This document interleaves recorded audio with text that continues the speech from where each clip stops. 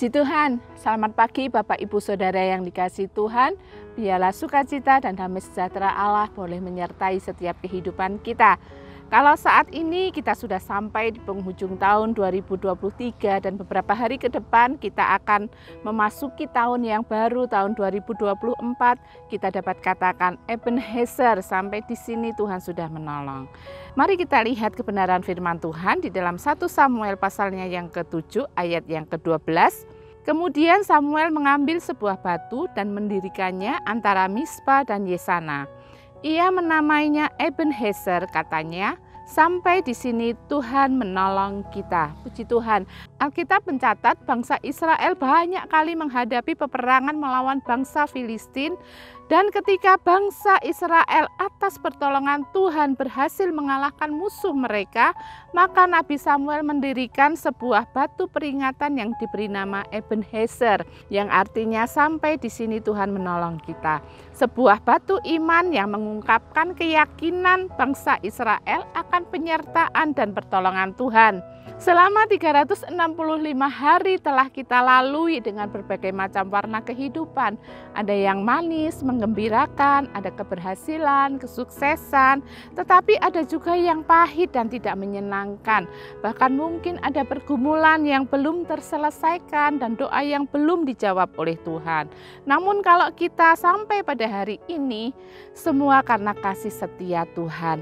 Kalimat sampai di sini Tuhan menolong kita tidak berbicara tentang pertolongan Tuhan yang telah selesai, tetapi tentang pertolongan Tuhan yang sudah dimulai dan akan terus berlanjut. Ini berarti penyertaan dan pertolongan Tuhan itu tidak akan pernah berhenti selama kita masih tetap percaya kepadanya. Keluaran pasal 15 ayat 13 mengatakan, dengan kasih setiamu engkau menuntun umat yang telah kau tebus. Dengan kekuatanmu engkau membimbingnya ke tempat kediamanmu yang kudus.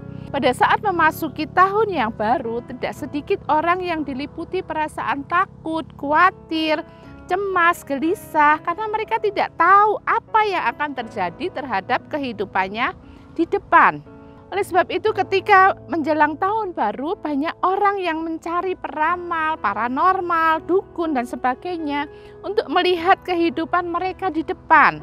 Tetapi sebagai anak-anak Tuhan, hidup kita tidak ditentukan oleh apa kata peramal, oleh apa kata orang, tetapi apa kata Tuhan.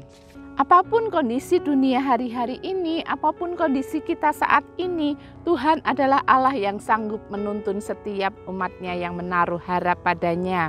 Pagi hari ini kita akan belajar dari perjalanan bangsa Israel yang tertulis di dalam Keluaran pasal yang ke-13 ayat 17 sampai 22. Bagaimana kita memahami bahwa Allah sanggup menuntun umatnya.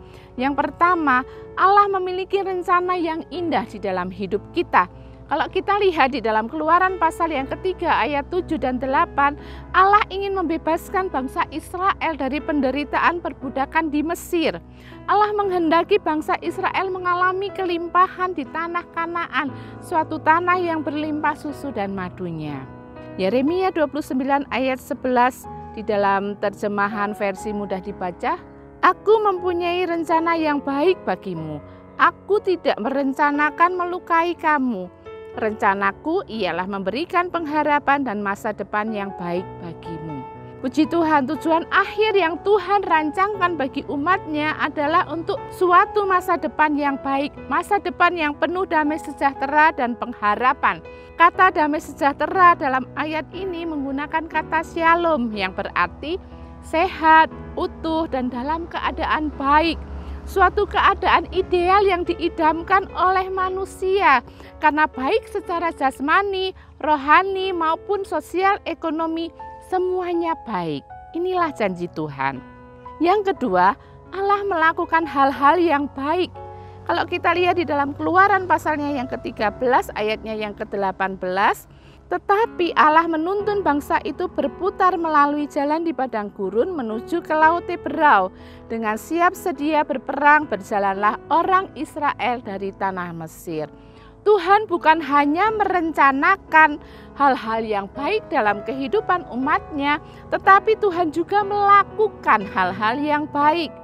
Beberapa hal baik yang dilakukan Allah di antaranya, tidak diizinkannya bangsa Israel masuk wilayah orang Filistin, dipimpin dengan tiang api dan tiang awan, dipelihara dengan mana dari surga dan lain-lain.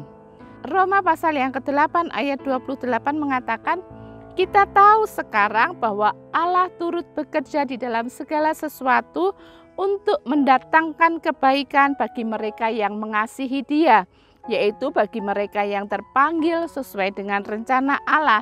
Artinya Allah tidak pernah lepas tangan sebab Dia dapat mengkondisikan segala sesuatu dalam rangka memberikan hal-hal yang baik kepada kita yang mengasihi Dia. Kalau Bapa yang ada di dunia tahu memberi yang terbaik kepada anaknya, apalagi Bapa kita di surga, Dia pasti memberikan yang terbaik kepada kita. Yang ketiga, Allah mengenal siapa kita. Keluaran 13 ayat 17 mengatakan, setelah Firaun membiarkan bangsa itu pergi, Allah tidak menuntun mereka melalui jalan ke negeri orang Filistin, walaupun jalan ini yang paling dekat, sebab firman Allah, jangan-jangan bangsa itu menyesal apabila mereka menghadapi peperangan, sehingga mereka kembali ke Mesir. Tuhan mengetahui bahwa bangsa Israel belum siap menghadapi peperangan. Mentalitas mereka belum terbentuk sebagai seorang pejuang karena mereka sekian lama hidup di dalam perbudakan. Ketika Allah menuntun mereka melalui padang gurun, Allah tahu bahwa mereka mampu untuk melewatinya. Meskipun perjalanan itu memakan waktu yang lebih panjang. Begitu pula dalam perjalanan hidup kita, ketika kita diizinkan menghadapi berbagai persoalan, yakini dan imani bahwa Allah tahu kapasitas kita, Allah tahu kemampuan kita, Allah tahu bahwa kita sanggup menghadapinya.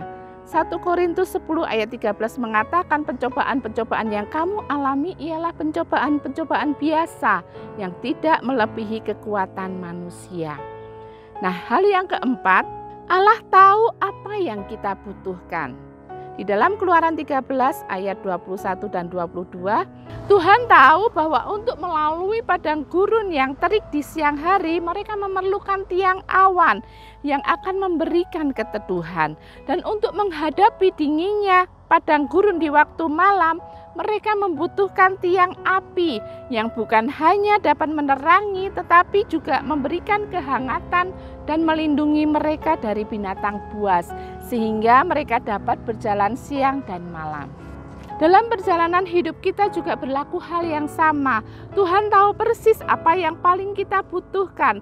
Apakah itu masalah kesehatan, keuangan, masalah keluarga, pekerjaan, bisnis, keturunan, pasangan hidup, pendidikan, dan lain-lain.